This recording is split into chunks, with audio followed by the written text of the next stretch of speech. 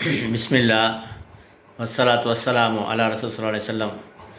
கண்ணியத்துக்குரியவர்களே, இன்று அல்லாஹ்வுடைய ஒரு இஸ்மை பார்க்க இருக்கின்றோம்.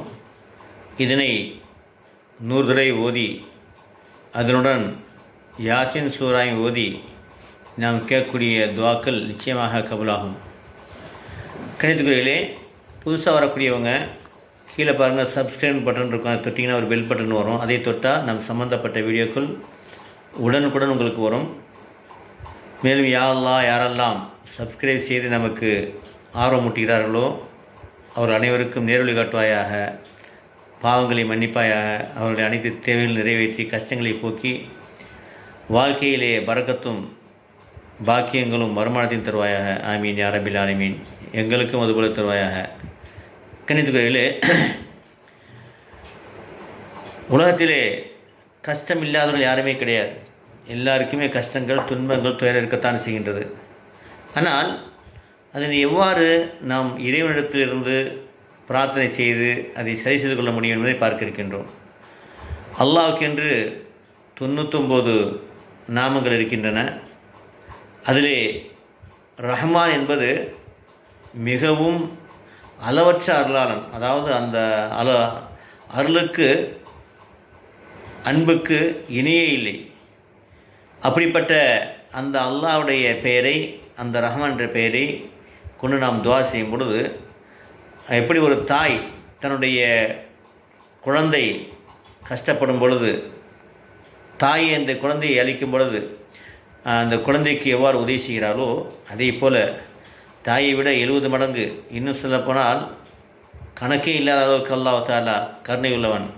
அந்த அல்லாஹை அழைக்கும் பொழுது நமக்கு உதவி நிச்சயமாக வெகு சீக்கிரம் கிடைக்கின்றது.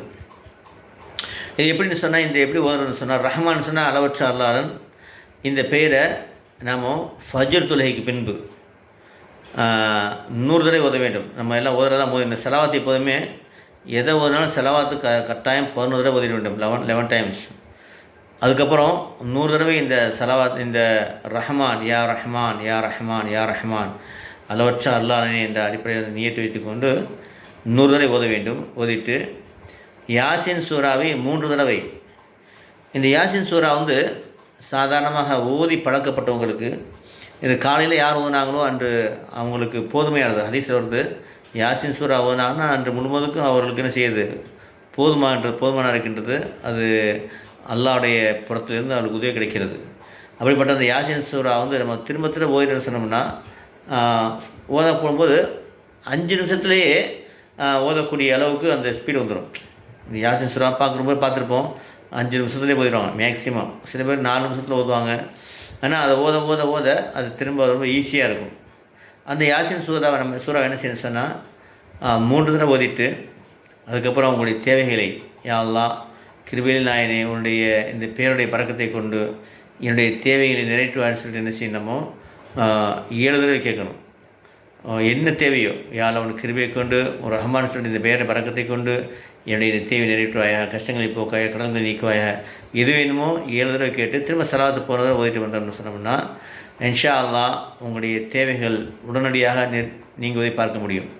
இதே ரஹ்மான் சொல்லக்கூடிய இந்த பெயரை தஹஜ்ஜுத் நேரத்தில் தஹஜ்ஜுத் 8 ரக்காத் தொழுதுட்டு தஹஜ்ஜுத் திக்ரேசெல்லாம் செஞ்சுட்டு 1000 தடவை ஓதி பிரார்த்தனை செஞ்சோம்னு சொன்னால் அது நிச்சயமாக சீக்கிரமே கபூலாக காரணமாகிறது. ஏன்னா அல்லாஹ் இந்த இரவு நேரத்தில் 3ஆவது வானத்தில் முதல் வானத்தில் நிற்கின்றான்.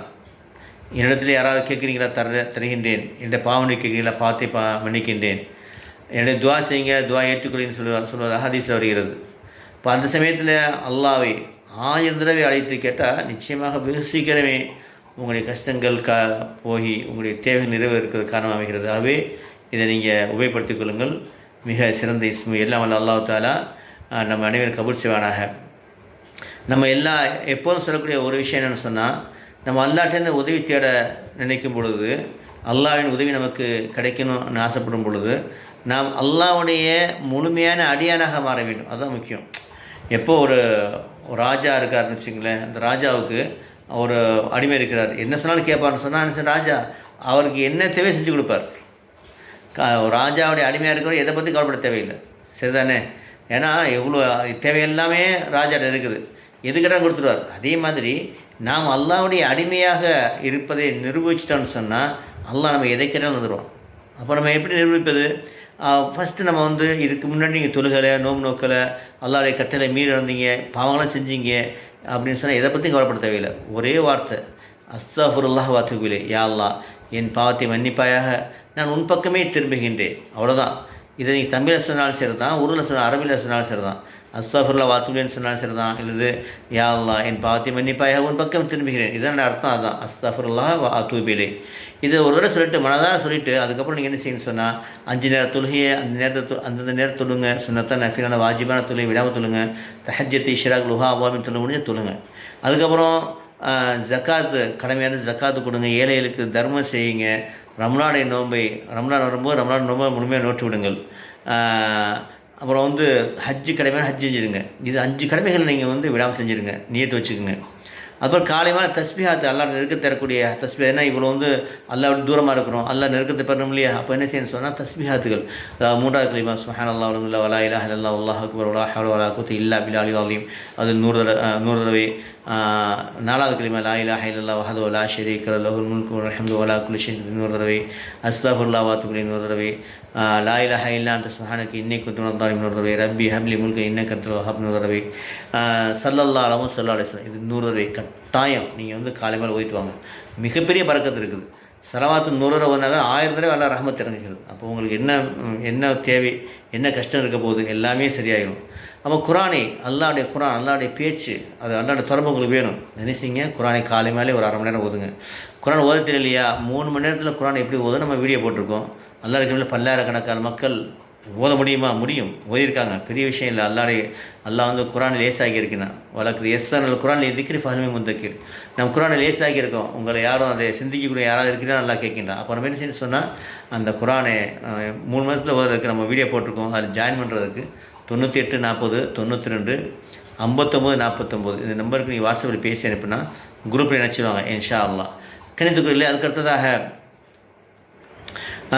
அடுத்த உள்ள விஷயம் சொன்னால், இது நன்மையான விஷயம் செய்கிறீங்க, தீமையான விஷயங்களை விட்டு தவிர்த்து கொள்ளுங்கள். என்ன, அதாவது விபச்சாரம் செய்கிறது, குடிக்கிறது, சூதாடுறது. இப்போ சூதாட்டம்லாம் வந்து ரம்மி போட்டு அதிகமான மக்கள் பணத்தை இழக்கிறாங்க. சூதாட்டம்னு தெரிஞ்சு கொள்ளுங்கள். ஒரு தடவை வரும், 1000 ரூபா வரும், உங்கள் சொத்தே கொண்டு போயிடும் சூதாட்டம். ஒரு காரணம் சூதாட்டத்துக்கு போயிடாதீங்க, ஏன்னா ஆசைப்படாதீங்க. அதாவது ஹலால் சூதாட்டம் என்பது ஹலால் கிடையாது, ஹராம். ஹராம் வந்து நீங்கள் ஹராமை சாப்பிட்டு நீங்கள் துவாசை எல்லாம் கபூல் செய்ய மாட்டான். இப்போ ஹலால் நமக்கு முக்கியம். அது ஒரு ஹலாலாக சம்பாதிப்பதும் வணக்கம் தான். அப்போ நீங்கள் சூதாட்டத்துக்கு போயிடாதீங்க. இப்போ சூதாட்டம், அதே மாதிரி வட்டி வாங்கிறது, கொள்ளை, தற்கொலை, மற்றபடி செய்வினை, இதெல்லாம் பெரும்பாவங்கள். இதை விட்டு முழுமையாக தவிர்த்து கொள்ளுங்கள். அப்போது இந்த நன்மையை செய்யுங்கள், தீமையை தவிர்த்து கொள்ளுங்கள். நபி சொன்னாங்க, நன்மையை ஏவி தீமையை தடுத்து கொண்டிருங்கள். அப்படி இல்லைன்னு சொன்னால் அல்லாஹ்வுடைய வேதனை இறங்குச்சுன்னு சொன்னால் அதுக்கப்புறம் துவா செய்யுங்க, அல்லாஹ் கபூல் செய்ய மாட்டான். அப்போ என்ன அர்த்தம்?